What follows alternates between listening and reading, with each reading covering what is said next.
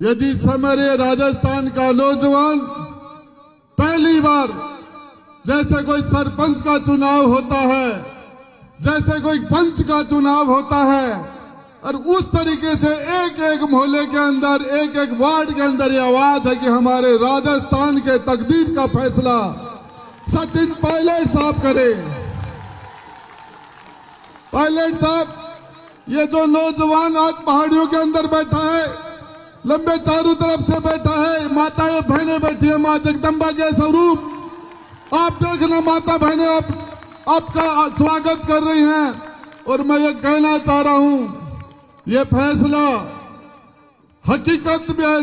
जब भी इस धरती के ऊपर जब राजा राम का राज तिलक हो रहा था और राजा राम का राज तिलक न होकर उनको 14 साल का वनवास हुआ, तो उसको हिंदुस्तान की जनता आज तक नहीं भूल पाई। वह जनता के दिलो दिमाग में बैठ गया कि राजा राम के साथ अन्याय हुआ। यह चीज बैठ गई जनता के अंदर। जब हस्तिनापुर के अंदर द्रौपदी का चीरहरण हुआ, तो हिंदुस्तान के जन जन के अंदर की पांडवों के साथ अन्याय हुआ। यह अन्याय जन जन के अंदर घुस गया। और मैं बताना चाह रहा हूं, इस राजस्थान की धरती पर मेरे नौजवान भाइयों, 100 में से यदि कोई 21 नंबर लाए तो फेल है या पास, और 200 में 21 लाए तो वो क्या है? वो क्या है? तो 200 में से 21 लाए वो तो सफल, और 21 को जो 100 बना दे वो निकम्मा, नकारा। इन आवाजों को, इस आवाज को कोई नहीं भूल सकता। हिंदुस्तान का नौजवान पायलट साहब समय रहता, ये पूरा हिंदुस्तान, ये राजस्थान शेखावाटी का नौजवान आपके फैसले का इंतजार कर रहा है। आलकमान फैसला करे वो मंजूर है, लेकिन मैं आपको बताना चाह रहा हूं, जिस मतदाता का पहली बार 18 साल का होने के बाद जो मतदान करेगा, जिसका वोटर लिस्ट में नाम नहीं है, वो भी कह रहा कि पायलट साहब मुख्यमंत्री कब बन रहे हैं।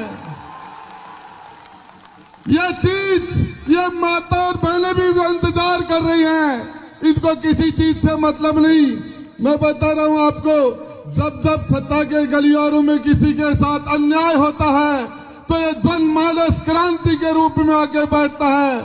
और एक ही चीज बताना चाह रहा हूं आपको, सच बात है कि ये सामने से जो ये हमारा सड़क है, उधर इस सड़क के ऊपर 10,000 नौजवान बैठे हैं।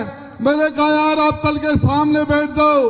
बोले सामने बैठने से पायलट साहब अच्छी तरीके से नजर नहीं आते, इसलिए मैंने मेरी बात आज तक इन्होंने नहीं टाली, मेरी बात को कभी भी डिनाई नहीं किया।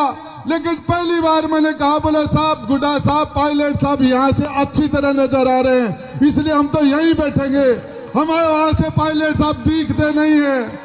ये तो मैं आपको बताना चाह रहा हूं, शेखावाटी के नौजवानों, केंद्र की सरकार ने अग्निपथ के अग्निवीर के रूप में इस नौजवान के साथ तो अन्याय हुआ, नौजवान बेरोजगारों के साथ अन्याय हो रहा है। सचिन पायलट साहब आएंगे तो उस टाइम हमारे साथ न्याय होगा। ये बेरोजगार लड़के, ये नौजवान लड़के, ये किसान, चाहे बिजली के लिए किसान परेशान है तो वो आपकी तरफ देख रहा है, अग्निपथ आती है तो आपकी तरफ देखते हैं।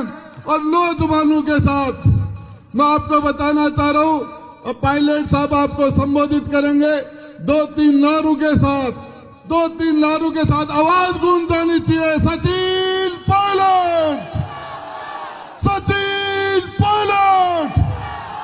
उधर से आवाज नहीं आ रही है, सामने से उधर से सचिन पायलट, सचिन पायलट। पीछे से आवाज नहीं आ रही है, सचिन पायलट। जबरदस्ती माता की। हिंदुस्तान का भविष्य है। अब हमें संबोधित करने